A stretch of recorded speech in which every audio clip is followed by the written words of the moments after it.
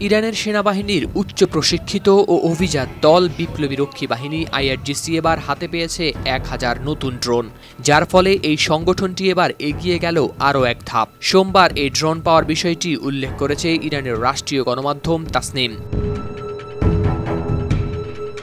তাসনিমের বরাত দিয়ে ইসরায়েলি সংবাদ মাধ্যম জেরুজালেম পোস্ট জানিয়েছে, ইসরায়েল ও যুক্তরাষ্ট্রের মতো চিরপ্রতিদ্বন্দ্বীদের চাপ মোকাবিলা করতেই এসব ড্রোনের ব্যবহারের প্রস্তুতি নিচ্ছে আইআরজিসি।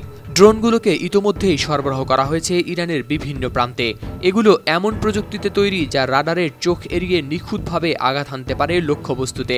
এই ড্রোনের অন্যতম বৈশিষ্ট্য হল 2000 কিলোমিটারেরও বেশি পাল্লা, উচ্চ ধ্বংসাত্মক ক্ষমতা ও প্রতিরক্ষামূলক ব্যবস্থা অকার্য করার সক্ষমতা। এসব ড্রোন ইরানের নিজস্ব প্রযুক্তিতেই তৈরি। এতে কাজ করেছেন সামরিক বাহিনীর দক্ষ সদস্য, বিজ্ঞানী ও উদ্ভাবকেরা। বসুন্ধরা ডায়াপেন্ট এখন আরো উন্নত। এই hot air throw top sheet দ্রুত শোষণ করে সোনামণিকে দেয় কোমল অনুভূতি।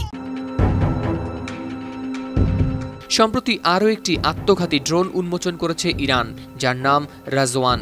এটি প্রতিরক্ষা মন্ত্রণালয়ের নতুন সংযোজন। পাশাপাশি সামরিক মহড়ায়ও পরীক্ষা করা হয়েছে ড্রোনগুলোর কার্যকারিতা। নাতাঞ্জ এলাকায় পারমাণবিক স্থাপনাকে সুরক্ষিত রাখার জন্য পরিচালিত হয়েছে ড্রোন ও ক্ষেপণাস্ত্রের সমন্বিত মহড়া। এছাড়া ইরান প্রকাশ করেছে একটি ভূগর্ভস্থ ক্ষেপণাস্ত্র শহরের ভিডিও, যেখানে দেখা গেছে মেজর জেনারেল হুসেইন সালামিকে।